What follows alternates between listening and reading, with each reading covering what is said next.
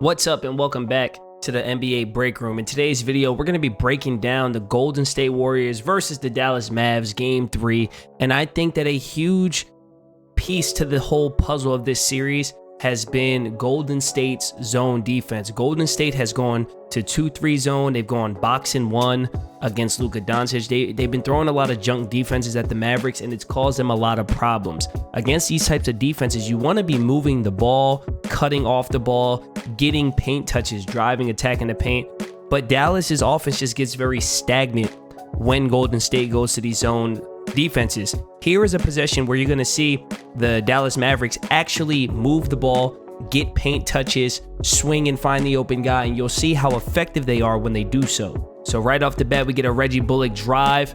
Not quite a paint touch, but he's driven too. He's going to kick it to an open man who swings it one more. Finney Smith, once again, you get a drive, and here you do get the paint touch. And this leads to a wide open Jalen Brunson shot at the top of the key. That right there is how a zone offense is supposed to look. Again, baseline drive, find the open guy. One more. Baseline drive, find the open guy, open shot. Now, take a look at this possession here. Once again, you're going to have the Dallas Mavericks going up against this 2-3 defense from the Golden State Warriors. Two guys up top, one on the perimeter here. You're going to get an initial screen from Powell here to try to get Jalen Brunson to be able to attack middle. Jalen Brunson doesn't even really come off of this very hard. He doesn't really use the screen, and it results in a one-pass possession. One pass shot. Is it a bad shot as far as being open? It's a somewhat quality look, but again, all that ball movement on one possession. Here you just get one pass shot, and it ends up being a break. Now, in this possession here, you have the Golden State Warriors playing a box and one. What that means is you have four guys playing zone. In this case, it's Draymond Green, Kevon Looney, Klay Thompson, and Andrew Wiggins. They are forming a box. They are playing a four-man zone defense. Steph Curry here is playing man-to-man on Luka Doncic. So you have the one-to-one cover, Curry on Luka, and then the other four guys are playing in the zone. They're also going to be doubling a little bit off the ball to try to get the ball out of Luka's hands. But the Warriors are pretty much saying if someone's going to beat us, it's going to have to be someone other than Luka Doncic. Now, I want you guys to pay attention to the offensive players in this possession. Take a look at Bullock, take a look at Brunson, and take a look at Finney Smith here. You're going to notice that they're just standing around. There's not much ball movement at all, right? So Kleber is coming up to set the screen, but everybody else is just watching. There's no movement. Now, because Luka is a big guard, he's able to actually throw it over the top of the defense here, and it's not a bad shot, right? He's looking off Klay Thompson here. If I draw up a little vision cone here, you can see Luka staring at Brunson, and that's going to freeze up Klay Thompson here a little bit. You can see Klay is trying to read Luka's eyes, so he starts to slide back up to Brunson. It's a great pass by Luka that creates a good look, but it's not good offense, right? It's not good offense. On this possession here, you're going to see once again how a paint touch is so crucial against a zone. First of all, another great way to beat the zone is get up the floor, play in transition. You'll see here on this possession, Looney is behind the play. So while Wiggins, Klay, Draymond, and Curry have set up to be in the 2-3 zone, Looney is unable to fill this spot because he's behind the play. Now, what does that do? Well, that allows Luka to be able to drive and penetrate. Right here, you get a paint touch. Anytime you get a paint touch, that's a good thing. You're going to get this kick out to the corner. Looney is playing from behind the line of the basketball, so he has to close that out of control. You get the one more pass to Jalen Brunson. Once again, that's good offense. You attack the basket, you get a paint touch, and you beat the defense down the floor in transition. The problem is, far too often, you're more likely to get possessions like this from the Mavericks. Once again, take a look. You got Frank Ntilikina in the corner. You got Kleber in the corner. You got Dinwiddie on the wing. Bullock here is going to try to set a screen to maybe get Luka to be able to drive middle of the floor. But you're going to see here as we press play, once again, take a look at these three guys on the perimeter watching. Like skip pass, one more. But that's not great offense, right? You didn't force the defense to rotate at all. Look at the defense. So when the offense isn't moving, the defense isn't forced to move, and they don't have to make any decisions, right? Like Looney is just 2.9ing the paint. Then you get one rotation, Curry to the corner, Wiggins sliding over into a shot. Here's another one. Let's take a look at this possession here. You're going to get a pass and cut, right? So you get the cut from Finney Smith, and you get the fill from Bertans.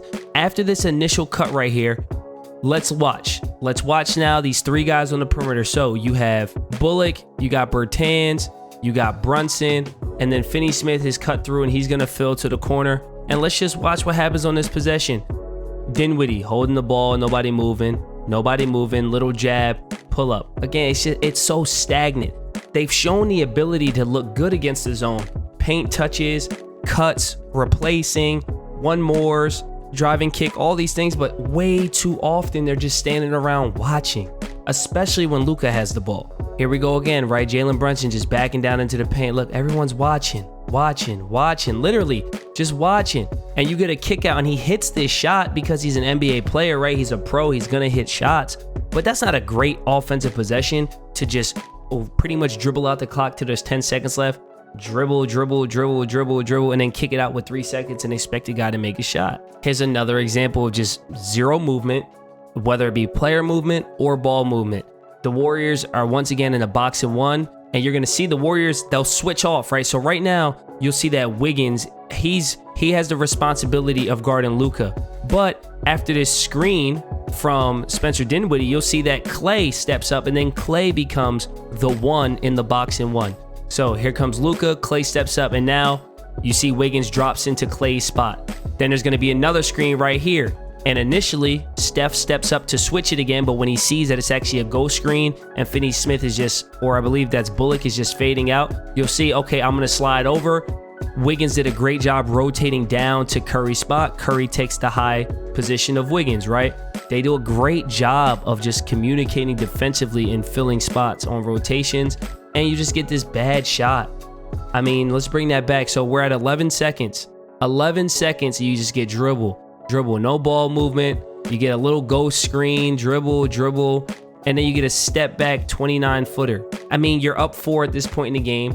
They got up 4 because they actually started moving the ball a little bit and playing in transition some, and then you're freezing the offense over and over again. Here we are, second half. Finney-Smith actually attacks the basket. Look what this does. As soon as you're able to get a paint touch, as soon as you're able to drive and just force some kind of movement from the defense, Steph Curry has to step up because Wiggins was sleeping, and now you get an open 3 in the corner. Like, that's what needs to happen more. You got to attack the zone. You can't just stay on the perimeter and stay on the perimeter. And then, of course, the offense and the attention that Steph Curry draws, particularly on screens, has made a huge difference in Golden State's offense, and it allows them to get easy looks. Take a look at this play here. You're going to have Draymond Green is going to get a screen here from Looney. He's going to come off of it right here on this catch. Pause. He's faking the handoff. Take a look as you see Spencer Dinwiddie is going to jump out, and then you're going to have Reggie Bullock going over the top, and you're going to free up this lane between the two, and Draymond's going to have a wide open drive down the center of the floor. You'll notice that Luka Doncic here is in help defense, but he has to worry about a shooter in the corner, which nobody in the NBA wants to give up any corner threes because it's the shortest 3 in the NBA. So as they overreact to the screen here, you're going to see Draymond Green has this wide open lane, and it becomes a dunk right down Main Street. Here's another example here, right? As you go dribble handoff with Looney and Curry, take a look at all the attention that it draws. Once again, you're going to have Jalen Brunson is going over the top, and then you're going to have Kleber here who's going to step up and try to hedge this, and that's going to leave Looney an opportunity to be able to roll right down Main Street. He's going to draw help in the lane. He's going to be able to dish it to Wiggins for an easy 2, right? Here you go. They're jumping out. They're trying to blitz the handoff. Curry does a good job. I draw 2. I just give it up.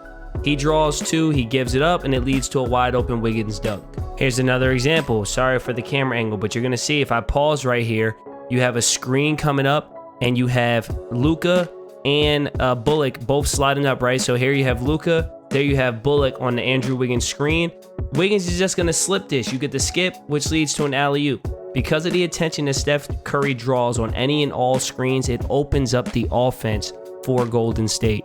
In this last clip I'm going to show here, we're going to get this now famous Golden State action where you're going to have a throw into the post, and then you're going to see Wiggins is going to set this screen for Curry to come off of it. Now, if they jump the screen, Klay will slip to the basket. If they don't jump the screen, well, then Looney's just going to hit Curry coming off of the screen. You'll see here as we press play, they decide not to jump or switch, right? Bullock stays home. well, this is going to be a wide open shot for Steph Curry, except for the fact that Powell, seeing that this is an open shot, he's going to come off of Looney. Steph Curry's going to make the good decision to throw it into Looney, and then you get an easy 2 points at the rim. So between the Golden State Warriors junk defense, the 2-3 zone, the box and one, giving the Dallas Mavericks so many issues, and the fact that offensively they have so many weapons, they have so many guys that can hurt you, that when you draw as much attention as Steph Curry does in their offense, it's going to leave a wealth of opportunities for Klay Thompson, Draymond Green, Jordan Poole, Kevon Looney, like all these guys, Otto Porter. Steph Curry draws so much attention and they run him off of so many screens, it opens up the offense for everybody else. I think that the Warriors zone and junk defense, combined with the fact that offensively they run so many actions that you're always having to defend and help, and they put so much pressure on the defense, those have been the two biggest things for the Warriors, the two biggest reasons why they're up 3-0 in this series. But I want to hear from you guys, man. What do you guys think of this series? Are you guys surprised it's 3-0? I know I am. As you guys know, I picked the Mavs to go to the finals, not because I thought the Mavs were the best team in the West, but I thought that Luka was going to have a special run. And he has. Just this series, the guys around him, the shooters, have not been making shots. Up 19 in game 2, you got to win that. And then, I mean, guys like Bullock went 0 for 10 yesterday. Kleber couldn't hit a 3 yesterday.